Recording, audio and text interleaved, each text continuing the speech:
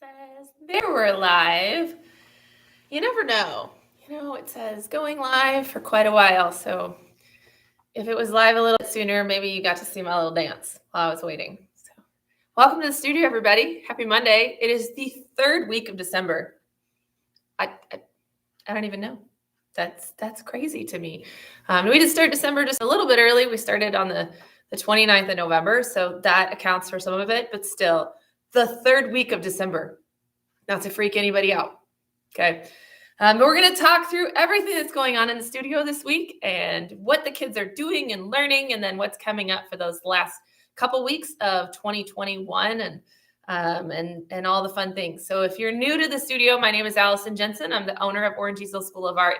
This video here is our weekly live coffee, because it's Monday, coffee and chatting to talk through what the kids are learning in classes for all of those parents who have kids here. And if you don't have kids in the studio, if you're just curious about what we do here at the Orange Easel. So I've got some project examples today that I'm actually going to show you in progress work that the kids are doing in class. And hopefully that helps give a visual of what's going on in here. I'm going to take this off. It's my hair tie for when my hair gets nuts. Cool. Should we dive in? Yeah. Third week in December means that we are wrapping projects this week. So all projects, if everybody's on schedule, will go home in the class this week that their kids are working on. So if you're in a multimedia class, it is watercolor month, and the kids have been learning different watercolor techniques, which is deceptively difficult. They've learned wet on wet. They've learned glazing. They've learned dropping in. They've learned washes. They've learned lifted off. And they practiced all of those techniques because watercolors are one of those things that the more you play and practice with them, that's how you get better at it, because you get to know what that paint is going to do when you put it down. So we got two different projects going on. Our younger kids, excuse me, I'm going to take a drink of my coffee. Our younger kids, which is our K1s and our second thirds, let me pull out their projects. Actually, I didn't bring a lot of their projects. I just brought the one. They are doing sea creature paintings. And so we keep it really broad in terms of the subject matter. What lives in the water? What goes under the water?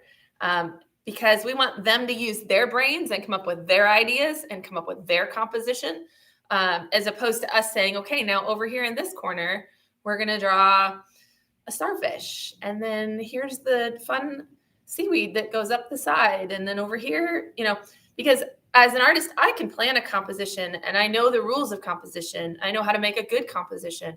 I know that my subject should be, this big, or, I know all those things, but the kids have to make those decisions on their own. And they have to learn those things, and they learn that by doing it. So we don't want to give them all of the answers. We want them to make the choice, and then us to be able to critique that choice and talk about maybe what they would do differently next time. So totally understand that some of the art that comes home from Orange Easel, it could be better, but that's the point. That's the point. The point is that it could be better. And we learn by doing. So I'm not giving them all the answers. This is not a grown-up drawing with a grown-up composition by somebody with an art degree. This is a piece of art by the child. It's conceived by the child and it's executed by the child. And we are just there as facilitators. And so hopefully you see that in the artwork that comes home. That was a big digression. So we give them the broad subject of underwater, and then we give them the techniques and tools to make it happen. So the first thing that they've done, and this is what they did last week, is they made their background. Now we did our backgrounds in a wet on wet technique. And I think I told everybody last week, we're doing this in two parts because it's hard in watercolors to paint around something. You can't paint the whole thing like you can in acrylics and then paint something on top, because watercolors are a transparent paint. So if you do that, and then you try to paint your sea creature on top, two things happen. One, I can still see through it. So I can still see the background through my picture, through my subject. The other thing is watercolors, unlike your acrylics, will reactivate with water. So this is not a permanent paint. If I drop water in it, it will leave a mark. It will rehydrate the paint underneath, and it'll bloom, right? And it will leave a ring or a mark or something. So By putting layers on, it affects the paint underneath, and then it affects what it looks like. So we're gonna, rather than draw it and then have them do their background around it and then paint it in, we wanted them to be very very free with their background and not have to worry about going around something. So we're doing it in two parts. This is their background, and then on a separate sheet of paper, they will do their subject, whatever that sea creature, animal, mermaid is. That will be painted separately, and then it'll be collaged on. So that way they still get the watercolor technique in both things. They don't have to worry about the edges and going around things. So this is the background that they did last time. And you can see we used some really fun watercolor paints. There are some metallics in there. There's some glitter on it. This is a liquid watercolor, so it's super concentrated. It has some really beautiful colors. And they did it with wet on wet, meaning they wet their whole paper and then dropped in their color. And you can see the really beautiful fluid looking that we have with the paint here. This is just one example. This one is, I don't know whose this is, but this is one of the ones. So then there will be a subject matter that goes on top of this. So we accomplished this last week, as well as drawing the subject matters and planning out our compositions. We do a lot of our planning in our journals, and then we execute on the 140-pound cold press watercolor paper. So this week, the plan is to paint our subject and get everything put together so that we can send it home for you guys. All right, so that is our younger class. Now, our bigger kids classes, they are creating mini paintings, and I thought I brought, there's a whole bunch of stuff here. So they are making little mini paintings of landscape silhouettes. So there's a couple of different things going on in here. One, they still have that wet on wet background that they have to do, but they do it on a much smaller scale. So this is actually one of my examples here, and you can see the fun sky that happened. So I got a couple different ones. Again, the same like liquid watercolors with the metallics and the glitters and different things. So this past week, they worked on my 4th and 5th in my middle school, high schools, and I've got some kids examples here. They worked on doing their backgrounds. Their skies, I guess, which is really the focal point of the artwork, right? When we're looking at something like this, the focal point of the artwork is the sky.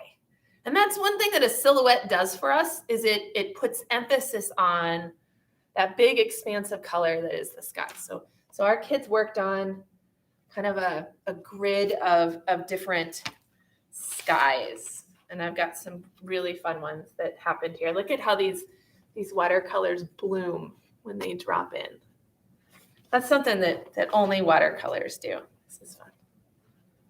I just grabbed some out of the closet. I love that they had their names on it too. So maybe you'll see yours. Really great colors. All right. And we have so many of these. So I just grabbed the top like 4 that were there. Not top like best, but top like literally on top. So that's what I had. This week, we had the flu go through my house last week, you guys. It was super fun. Yeah. Happy to be back. So our classes this week for those big kids, they will be doing the challenging job of coming up with their silhouettes. So what are the landscape silhouettes that they want to put in there? And we've taught silhouettes a number of times here in the studio. It's always a challenge to understand, like, I don't know, all the design choices that come in with drawing a silhouette. So we're doing a couple things to help them. And one of the things we're doing, is this one of my examples? Yeah, is I've got pictures just from Google Images that have, like, it's a photograph, right? Printed off of Google Images. And we've asked the kids, like, what's the silhouette? And then we've kind of rigged up what the silhouette looks like just by coloring it in and putting a black background. And there are choices we have to make as silhouettes. Where's a good example of this? One of the things we have to do when we do silhouettes is move. Here's a great one. Okay, here we go. I love this picture. I don't know where this is, like a castle in, I don't know, Ireland or Scotland or something, right? And what a cool landscape this is. In the original photograph, it's not about the sky. It's about the land, right? We've got this wonderful reflection here in the foreground, in the pond. There's a mountain way in the background. There's a castle here, right? It's about the the land leading up. The sky is like an afterthought. I mean, it doesn't detract from the picture. It is a beautiful sky, but that's not what it's about. If you wanted to make this into a silhouette, we'd have to make some design choices. One of the things we'd lose, right, is everything here, because this all becomes black. So that's the first thing that our kids grieve, right, is you lose all the detail in the foreground, because it's not about that. It's about the actual shape and the shadow that you see in the silhouette. The other thing we have to do is we have to nix the background mountains. If we want it to be about the castle, the mountains have to go away, right, because otherwise we lose the shape. And I'm going to flip this so you guys can see. You can see all of this becomes black. So if this was going to be my composition, I would need to take my horizon, which is where the land meets the sky, and move it all down. I don't have to, but compositionally, it's a lot stronger if, I've got one here of the Midwest, which I think is a good one. Oh, that's another good one to share. I didn't really put these in order when I started getting them out. Here's the one, right? So compositionally, if it's going to be about the sky, we need to move the horizon down. Okay, so these are all choices that the kids have to make. This was another really fun one. So this is a seascape, right? So you got our lighthouse over there. If you want it to be about the lighthouse, we can do that. We got to drop everything else down. And then there's other choices we can make, right? We love this little rocky detail here. So another choice our artist could have made is to move the water line down to here. Right? Can you visualize what that would look like? So the kids are going to be looking through these and puzzling out different options for a seascape or a landscape and what those silhouettes look like. They started doing it last week, and then in their journals, they started drawing. This week, they'll take these beautiful pictures, draw out where their silhouettes are going to be, and then paint in the silhouette using Sumi ink. So that is the plan for those. So that's our multimedia classes this week. Like I said, everybody will take home their compositions, everything hopefully this week. That's the goal. We'll talk about why when we get to the end of the video. Let's talk through drawing classes. Yeah, I also grabbed some drawing journals. Of course, I didn't keep them separate, so give me a sec. Drawing 101 and Drawing 102 last week did poinsettias, and I thought they were gorgeous, so I brought you some examples. So our Drawing 101 classes are really working on the beginnings of observational drawing, and that is taking our eyeballs and drawing what we see instead of what we think is there. They use a lot of line, so it's not necessarily values yet, but just line to get the shape and then some color. So these are our younger kids doing the poinsettia observational drawing. I love that they came up with noticing. These are the poinsettias that you buy right from the grocery store. So they're in the foil, right? So we've got some of the crinkly, foily things going on in the tag. And then here's our poinsettias. They draw usually in pencil, and then they solidify their pencil lines that they want to keep with a Sharpie. And then they do some coloring with usually colored pencils, sometimes markers. Okay. Once we get into Drawing 102 class, we take away the color, because what we really want them to focus on is value. So color is about hue, right? Value is about lights and darks.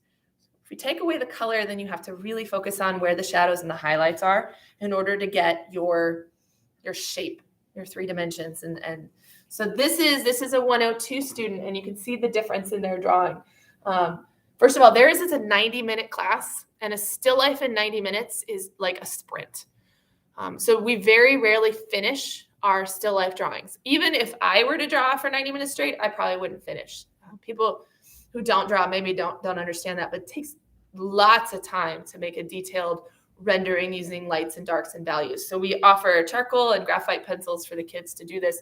But you can see how much time was spent just getting all the different leaves and petals in this picture. And here's another great one. Again, these are not finished drawings. And they're not really designed to be finished drawings in 102 classes. What we're looking for is our weekly kind of workout or exercise to make us better drawers. Okay, so that's what these are. I'm going to need to drink some more coffee, guys. Let me do that. This week in the 101 and 102 classes, again, is a still life. There's just so many great options for this time of year that are, seasonal. So they are going to be doing a ribbons and bows still life. So we have wired ribbons, and we can shape and form, and just some of the classes might make a center. Depends on the size of the class. Might like a centered still life and have everybody go around and like find their spot and then draw it. They could use a viewfinder. They could draw the whole composition.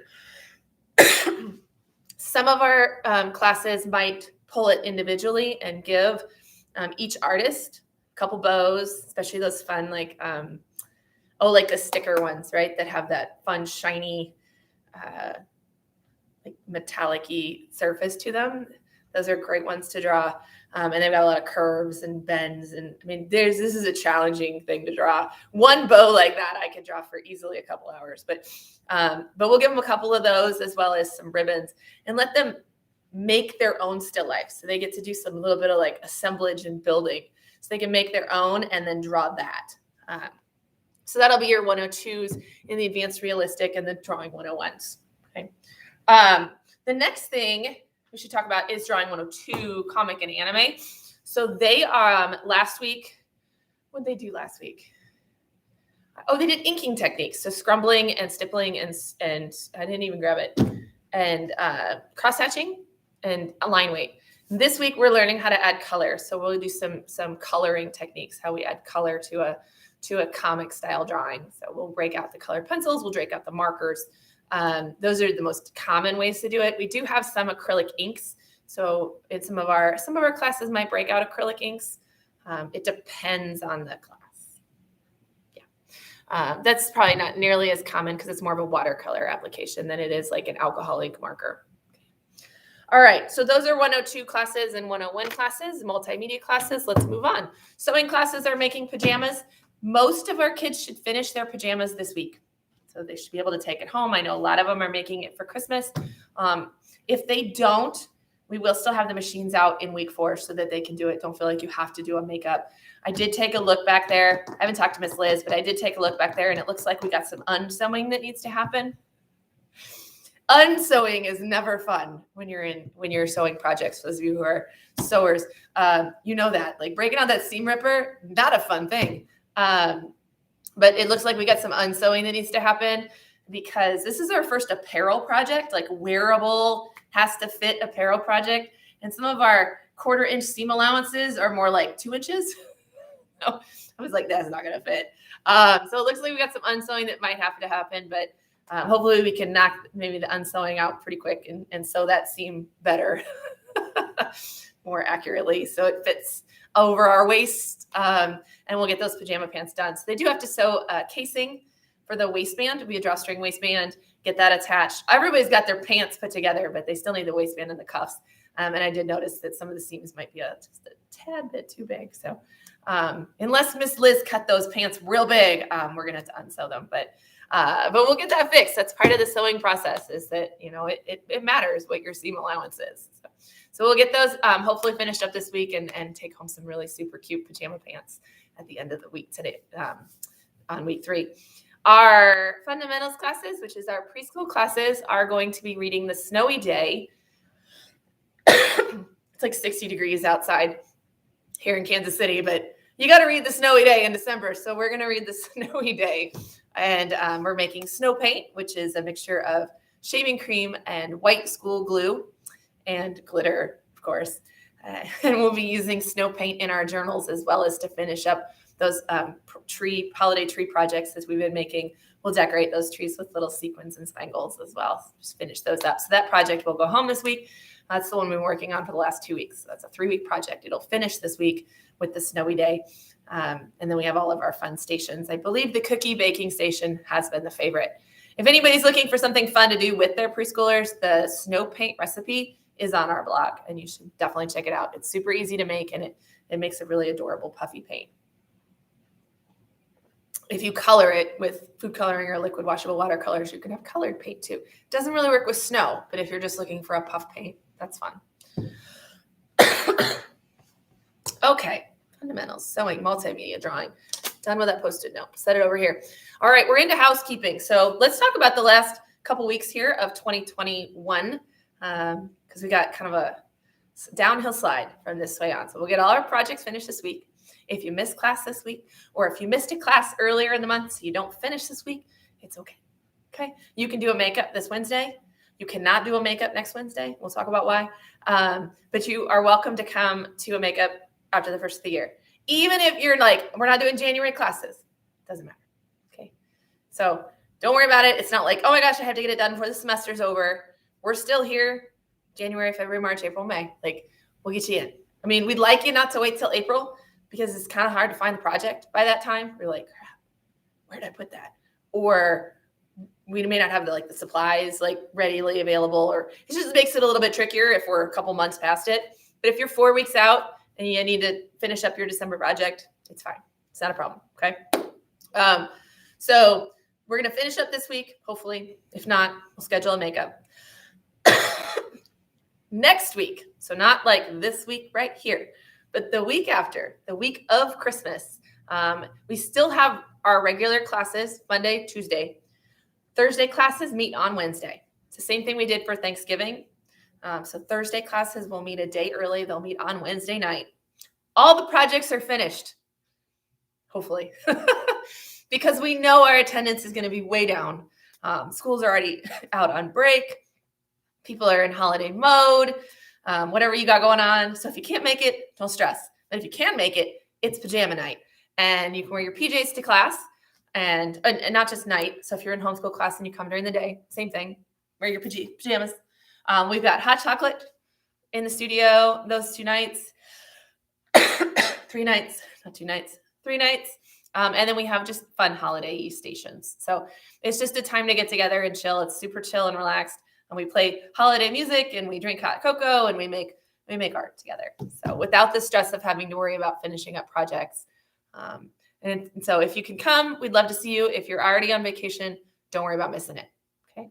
That's the plan for not this week, but next week. All the kids should be coming home with a little piece of paper that talks about it. It says cozy up on it. And it tells you that's what's happening. It'll have your class date written right here. So that way you remember. And then it says no RSVP necessary.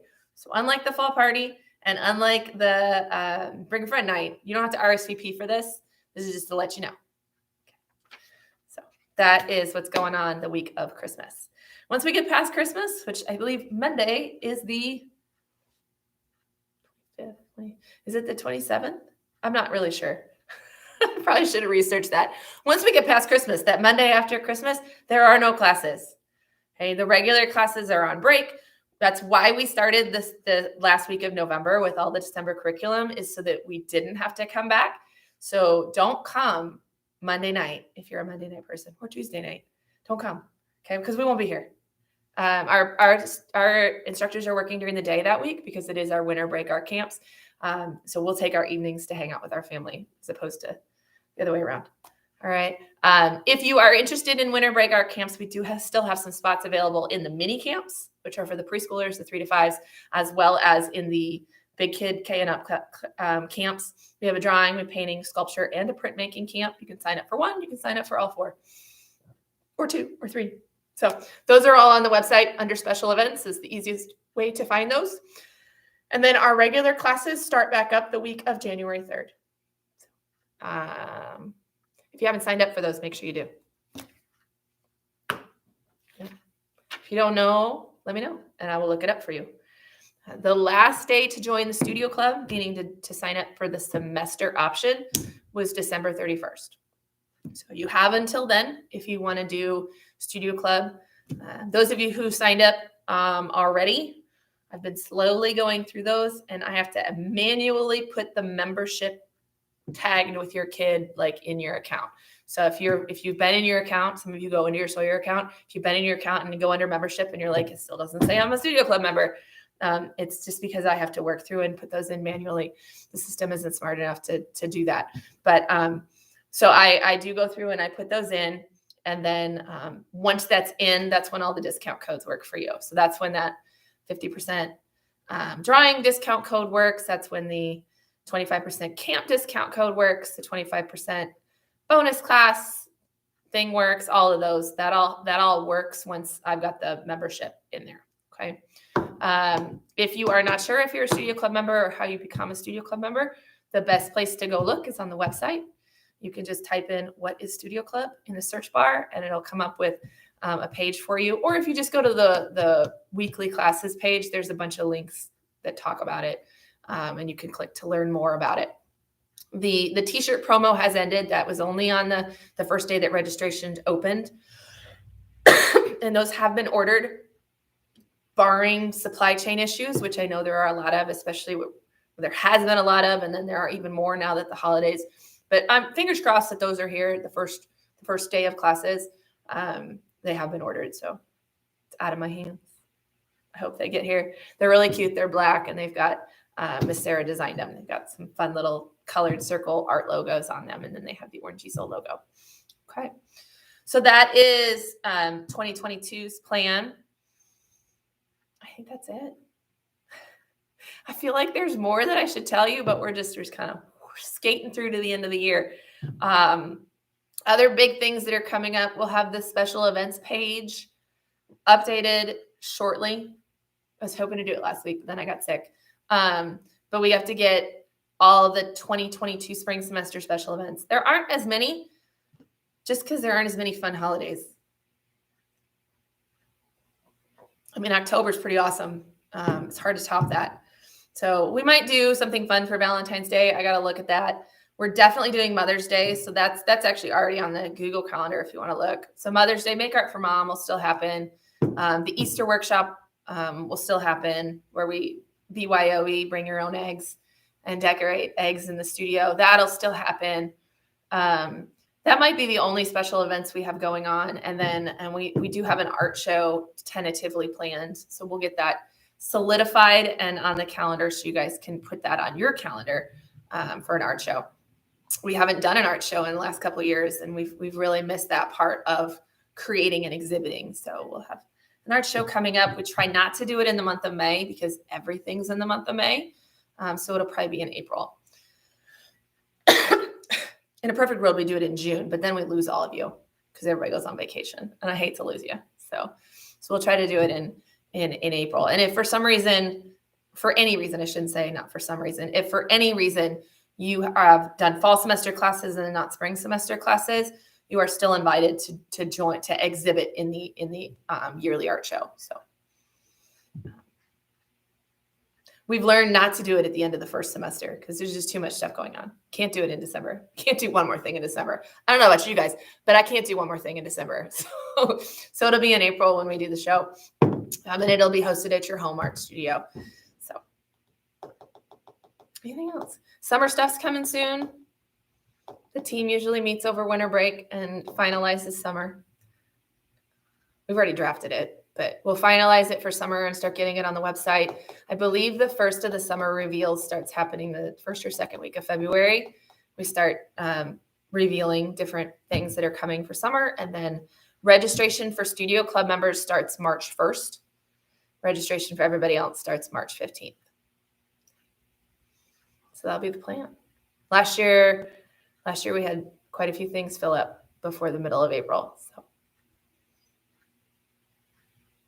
I think that's it. Did you guys hear that Hammerhand is like open? Liberty people, Hammerhand Coffee.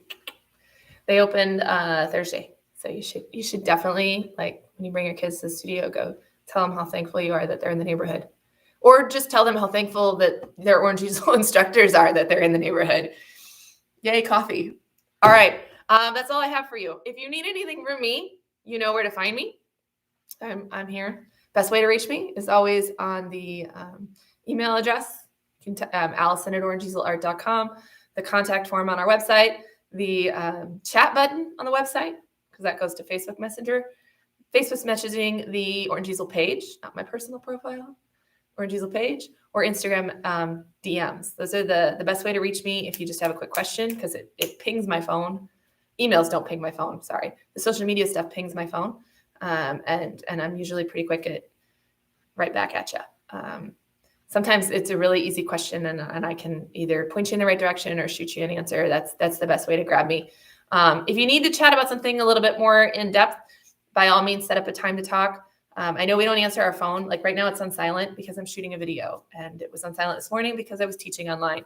And then it'll be on silent this afternoon because it's just the instructor here teaching, and she's not gonna answer the phone anyway, right? So we check messages before and after classes, but we rarely answer the phone. So if you need us, leave me a message on voicemail, and I promise I'll get back with you. I'm happy to chat with you on the phone. We just don't staff somebody here to answer the phone.